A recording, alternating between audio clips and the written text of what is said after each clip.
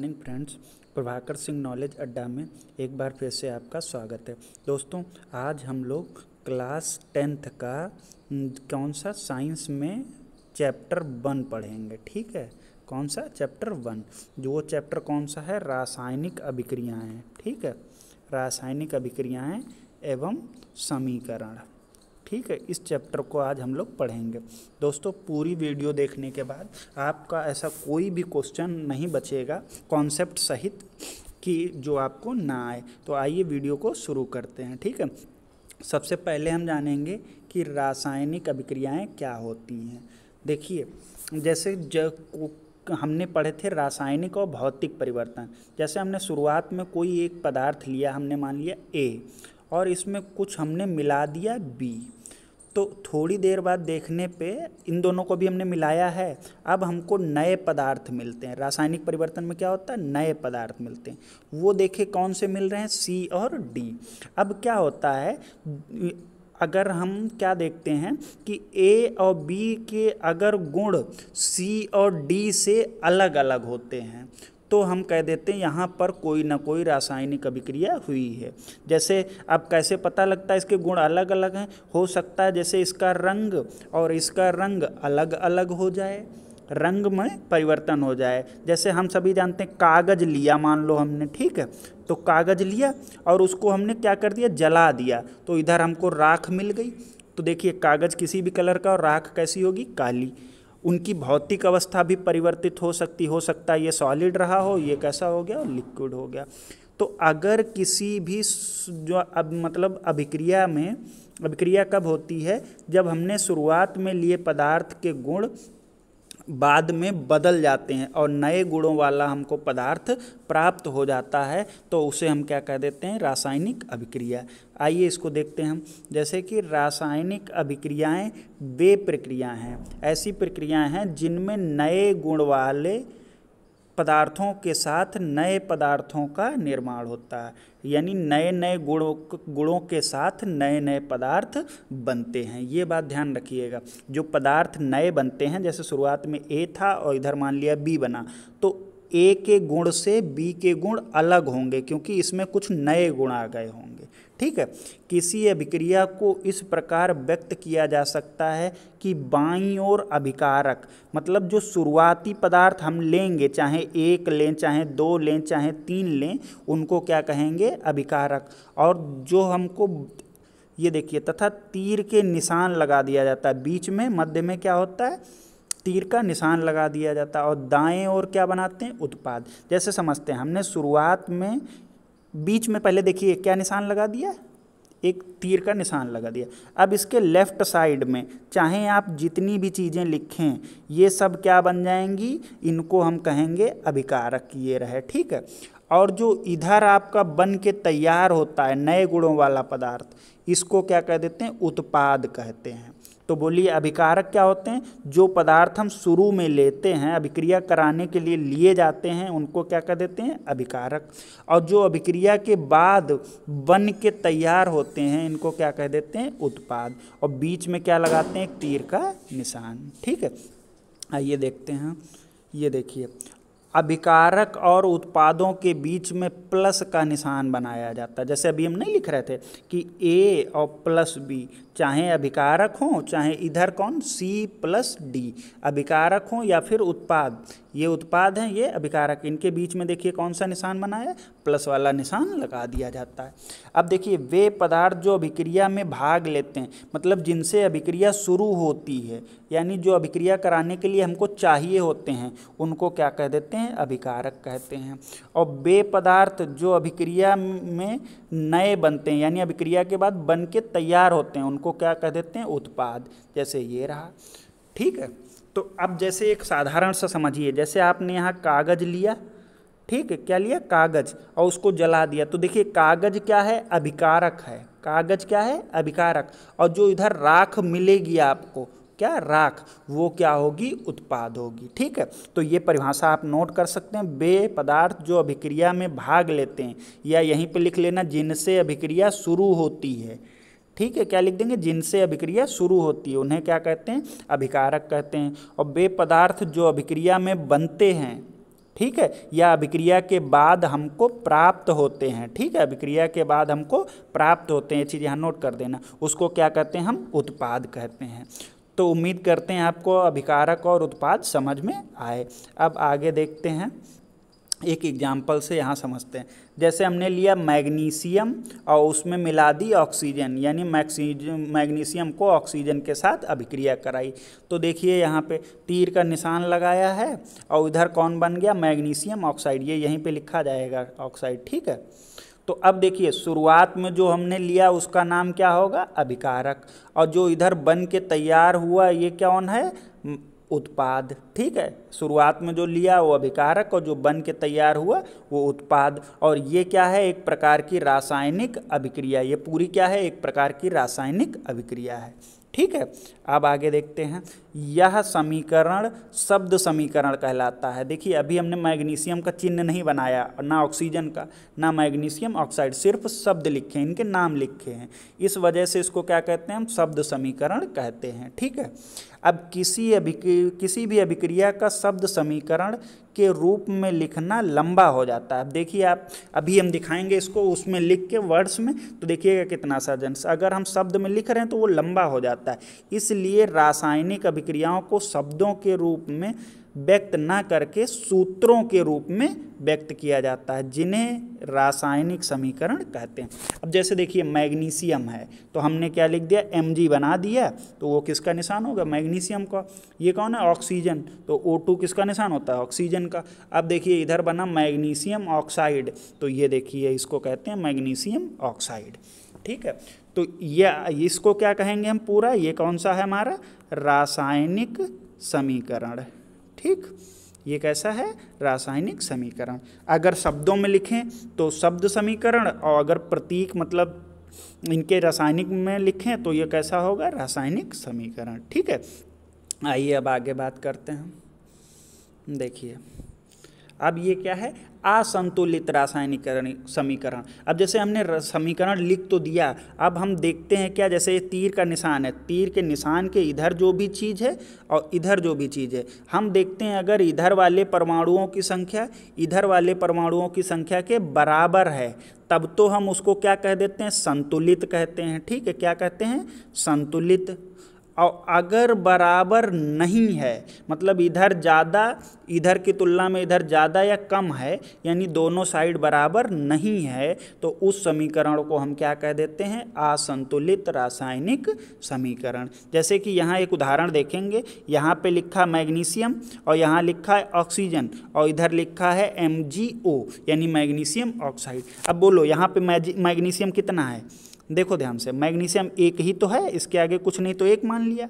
और ऑक्सीजन कितने लिखे हैं, यहाँ 2 लिखे हैं, तो देखो यहाँ तो ऑक्सीजन हमको एक ही दिखाई दे रहा है, तो यानी इधर 1 ऑक्सीजन है और इधर 2 ऑक्सीजन, ये तो बराबर नहीं है, तो ये संतुलित कैसी है, असंतुलित समीकरण है। ठीक है, वही बात यहाँ लिखी गई, वह रासायनिक समीकरण जिसमें तीर के निशान के दोनों ओर प्रत्येक तत्व के परमाणुओं की संख्या समान ना हो, बराबर ना हो, तो उसको क्या कहते हैं, असंतुलित या कंकाली समीकरण कहते हैं। पेपर में ये एक बार पूछा गया था, कंकाली या ढांचा समीकरण किसको कहते हैं, तो ध्यान रखेंगे अगर दोनों तरफ परमाणुओं की संख्या बराबर नहीं है, यानी अभिकारक के परमाणु उत्पाद के परमाणुओं के बराबर नहीं हैं, तो हम उसको क्या कहते हैं, कंकाली समीकरण कहते हैं। यह कंकाली समीकरण है क्योंकि इसमें ऑक्सीजन परमाणु की संख्या दोनों ओर समान नहीं है। इधर कितने दिख रहे हैं ऑक्सीजन, 2, और इधर कितना ऑक्सीजन, 1, यानी ये तो बराबर नहीं है, तो ये कैसी है, असंतुलित रासायनिक समीकरण। ठीक है, नेक्स्ट बात करते हैं। आइए, अब अगर असंतुलित है तो फिर संतुलित क्या होगी, ठीक उसी का उल्टा।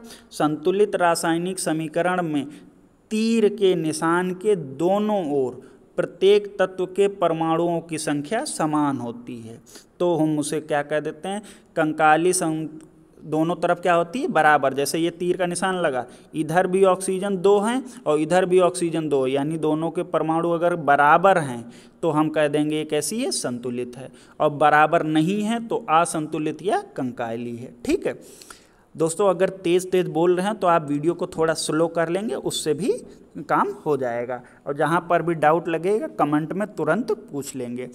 अब देखिए, क्या होता है, कंकाली समीकरण को संतुलित करना जरूरी हो जाता है। अभी हम लोग इसको पढ़ेंगे कि अगर हमारा समीकरण बैलेंस नहीं है, यानी ए के परमाणुओं की संख्या बी के बराबर नहीं है, तो हम क्या करेंगे। ठीक है, अब देखिए, तो ये क्या था, क्योंकि द्रव्यमान ऊर्जा संरक्षण के नियम अनुसार किसी भी रासायनिक अभिक्रिया में द्रव्यमान का ना तो निर्माण होता है ना ही बनता है। देखिए, ये एक द्रव्यमान ऊर्जा संरक्षण का नियम है। ये कह देता है कि भैया द्रव्यमान जितना पहले था उतना ही बाद में होगा, ना तो ये कभी बनता है और ना ही ये कभी ख़त्म होता है। आप 2 किलो लेके गए थे तो मिलेगा भी आपको 2 किलो, बस उसका रंग रूप आकार क्या होगा, बदला होगा। ठीक है, आइए आगे देखते हैं।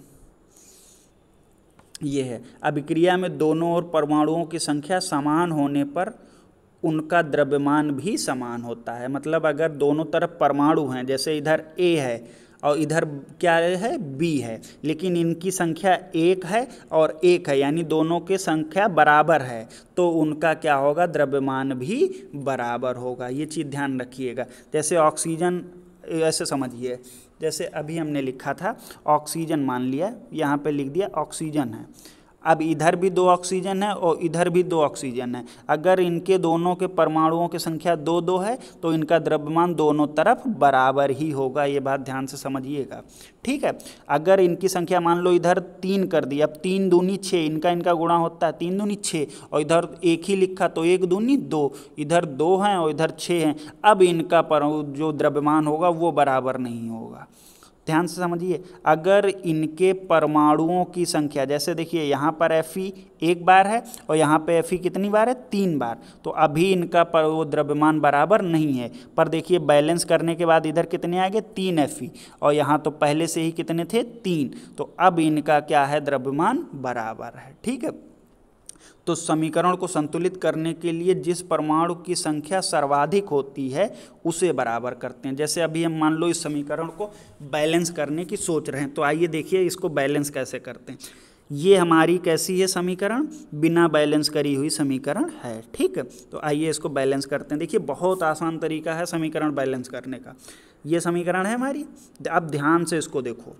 पहली बात तो आपको जो फॉर्मूला लिखा है इसमें कुछ भी छेड़खानी नहीं करनी है, ये बात दिमाग में चलते रहनी चाहिए। ठीक, अब बताओ सबसे ज़्यादा इसमें कौन दिख रहा है, यहाँ Fe 1 है, हाइड्रोजन 2 हैं, ऑक्सीजन 1 है, यहाँ Fe 3 है, यहाँ ऑक्सीजन 4 हैं, यहाँ हाइड्रोजन कितने, 2। तो बोलो सबसे ज़्यादा कौन है, तो हम देख रहे हैं ऑक्सीजन कितने हैं, 4। तो भैया ऑक्सीजन तीर के सीधी तरफ 4 हैं, तो तीर के बाईं तरफ भी 4 होने चाहिए। तो देखो ये ऑक्सीजन 4 थे, तो हमने यहाँ हाइड्रोजन के आगे 4 लिख दी। फॉर्मूले में कोई छेड़खानी नहीं होगी, जो भी लिखा जाएगा फॉर्मूले के आगे लिखा जाएगा। इसके पास 1 था ऑक्सीजन और 1 चौके 4 हो गया, यानी 4 ऑक्सीजन यहाँ भी हो गए और देखो ये 4 ऑक्सीजन यहाँ भी हैं। ठीक, अब दूसरी चीज़ बोलो, यहाँ हाइड्रोजन कितने, वो आयरन कितने, Fe कितने, 3, और यहाँ Fe कितना, 1। तो हम क्या करें, यहाँ 3 है तो यहाँ भी आगे ही लिखा जाएगा। चीज़ ध्यान रखिएगा, Fe कितने कर दिए, 3। ठीक, अब बोलो 2, मतलब पहले थे, अब 2 का गुणा 4 में करो, कितने हाइड्रोजन हो गए, जितने भी यहाँ लिखे रहे उनका आगे वाले से गुणा किया जाता है, तो 2 चौके 8, और यहाँ हाइड्रोजन कितने, 2 ही हैं, तो यहाँ भी 4 से गुणा कर दें। तो देखिए वही बैलेंस करने के बाद 4 हाइड्रोजन यहाँ, ये बिल्कुल वैसा ही, ये 4 यहाँ देखिए और ये 3 यहाँ, ये हमारी समीकरण बैलेंस हो गई। सबसे पहले करना क्या है, जिसके ज़्यादा हों, जैसे अगर कहीं पे ऐसे लिखा 2H2O, तो O के पास कुछ नहीं तो हम 1 मान लेंगे। अब कोई पूछे ऑक्सीजन कितने, तो यहाँ जो लिखा रहे नंबर उसका इसके साथ गुणा करके बताना है, तो 1 दूनी 2, तो हम कहेंगे ऑक्सीजन कितने हैं, 2। और जैसे कोई पूछे हाइड्रोजन, यहाँ तो 2 दिख रहे हैं और इस 2 का पहले इससे गुणा करो, तो 2 दूनी 4, तो हाइड्रोजन कितने आएंगे, 4। इस तरीके से आप इसको कैलकुलेट कर सकते हैं। ठीक है, आइए नेक्स्ट बात करते हैं कि रासायनिक अभिक्रियाएं कितने प्रकार की होती हैं। रासायनिक अभिक्रियाओं के प्रकार देखिए, कई सारी अभिक्रियाएं, और ये सभी अभिक्रियाएं पेपर में पूछी जाती हैं। कौन सी, संयोजन अभिक्रिया, वियोजन अभिक्रिया, विस्थापन, द्विविस्थापन, उपचयन, अपचयन, ऊष्माक्षेपी, ऊष्माशोषी। यहाँ से 2 नंबर का क्वेश्चन पक्का है, ठीक है। और ये अभिक्रियाएं आपको एकदम भी याद नहीं करनी होंगी, ठीक है। तो आइए देखते हैं आगे। सबसे पहले पढ़ेंगे हम संयोजन अभिक्रिया, ठीक है। देखिए संयोजन, संयोजन जैसे आपने ये वर्ड भी सुना होगा, संयोजन माने होता है जुड़ना। इन अभिक्रियाओं को दूसरा नाम क्या होता है, योगात्मक अभिक्रिया भी कहते हैं। तो ये क्वेश्चन याद रखिएगा, संयोजन और योगात्मक दोनों क्या होते हैं, एक ही होती हैं, ठीक है। अब मतलब योगात्मक, योगात्मक माने योग, और योग माने क्या होता है, जुड़ना। क्या योग माने जुड़ना। तो देखिए जैसे हमने कार्बन लिया और इसकी रिएक्शन ऑक्सीजन से करा दी, ये लोग इधर आके जुड़ जाएं यानी कार्बन ऑक्सीजन, तो दोनों बन के कार्बन डाइऑक्साइड बना लिए। लो यही अभिक्रिया कैसी हो गई, संयोजन अभिक्रिया। बड़े आराम से समझिएगा। और देखिए ये इधर के लोग क्या हैं, अभिकारक। अभिकारक क्या हुए, आपस में जुड़ के कोई नया उत्पाद बना लिया, तो इस अभिक्रिया को क्या कहेंगे, संयोजन अभिक्रिया। कोई पूछे संयोजन अभिक्रिया क्या होती, तो उसमें अभिकारक पदार्थ जुड़कर एक नया उत्पाद बना लेते हैं, तो उस अभिक्रिया को क्या कहते हैं, संयोजन अभिक्रिया, ठीक। जैसे आपसे कोई कहे H2O, ठीक है, और फिर साथ में O2, अरे गलत हो गया, यहाँ पे हाइड्रोजन लिखा है H2 + O2, और इधर कौन बन गया, H2O। अभी ये बैलेंस नहीं है, ठीक है, ध्यान रखिएगा, बैलेंस नहीं है। बैलेंस करने पे यहाँ पे 1/2 आ जाता है। तो देखिए हाइड्रोजन और ऑक्सीजन जुड़ के जल बना लिया, तो ये अभिक्रिया कौन सी होगी, ये संयोजन अभिक्रिया, ठीक है। तो संयोजन अभिक्रिया की परिभाषा पढ़ते हैं, देखिए ध्यान से। वे रासायनिक अभिक्रियाएं जिनमें 2 या 2 से अधिक, फिर वही बात आ गई, आप आराम से जैसे A लिया और B लिया, 2 या 2 से अधिक शुरुआत में है तो इनको अभिकारक कहेंगे। अभिकारक जुड़ जाते हैं, देखो आपस में जुड़ गए, प्लस के निशान से जुड़कर एक उत्पाद बना लेते हैं। इन्होंने क्या, एक उत्पाद बना लिया C, तो इस अभिक्रिया को हम क्या कह देंगे, संयोजन अभिक्रिया, ठीक है। आसान सा है, आराम से। जैसे आपको कोई उदाहरण भी लिखने को बोले तो ज़्यादा कठिन लिखने की ज़रूरत नहीं। कार्बन मिलाया, ऑक्सीजन मिलाया, इन दोनों अभिकारक हैं, अभिकारक आपस में जुड़ गए और एक उत्पाद बना लिया, उसको क्या कहते हैं, संयोजन अभिक्रिया। ये उदाहरण लिख देंगे, बाकी ये उदाहरण भी देख लेते हैं। जैसे कि इस अभिक्रिया में ठोस कैल्शियम ऑक्साइड क्या होता है, वह जल के अणु एकल उत्पाद के रूप में कैल्शियम हाइड्रोक्साइड का निर्माण बना लेते हैं। जैसे कि देखो ये इन्होंने ये कहा है कैल्शियम ऑक्साइड, तो सूत्र अभी हम आपको एक वीडियो बनाएंगे उसमें सूत्र लिखना सिखाएंगे, ठीक है। ये है कैल्शियम ऑक्साइड, और किसके साथ मिलता है, जल के साथ। जल का सूत्र क्या है, ये रहा। तो अब ये देखिए बना क्या लेते हैं, कैल्शियम हाइड्रोक्साइड, ठीक है। ये रहा सूत्र किसका, कैल्शियम हाइड्रोक्साइड का, ठीक है। तो ये किसका सूत्र है, ये है कैल्शियम हाइड्रोक्साइड का, ठीक। तो ये हम ध्यान रखेंगे। आइए आगे बात करते हैं। संयोजन अभिक्रिया क्या, जब भी 2 या 2 से अधिक अभिकारक आपस में जुड़ें और कुछ बना लें। जैसे कि ये देखो यहाँ पे लिखा भी गया है उदाहरण, ये देखिए जैसे कैल्शियम ऑक्साइड और साथ में मिला दिया गया पानी और बना दिया गया कैल्शियम हाइड्रोक्साइड। ये सूत्र आप याद कर लेंगे, कैल्शियम हाइड्रोक्साइड। अब इसमें क्या बना दिया गया, कार्बन डाइऑक्साइड मिला दी, तो फिर से देखो ये बना दी। फिलहाल आपको बस यहाँ तक ध्यान रखना है। एक ये उदाहरण नोट कर लेंगे, एक दूसरा वाला आसान सा उदाहरण कौन सा है, ये C+O2, तो यहाँ कौन बन गया, CO2। एक उदाहरण ये याद कर लेंगे, कौन सा, संयोजन अभिक्रिया का, ठीक है। बहुत आसान से उदाहरण हैं, ठीक है।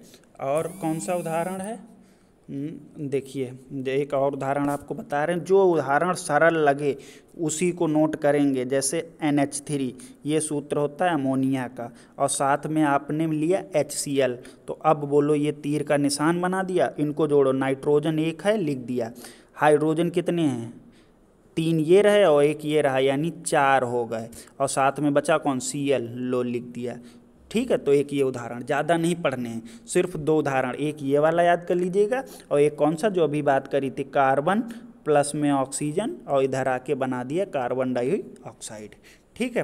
तो ये था संयोजन अभिक्रिया का उदाहरण, ठीक है। नेक्स्ट है वियोजन अभिक्रिया। दोस्तों ये वीडियो लंबी हो जाएगी, आज इसको यहीं तक रखते हैं, जल्दी ही इसका पार्ट 2 देखेंगे। धन्यवाद।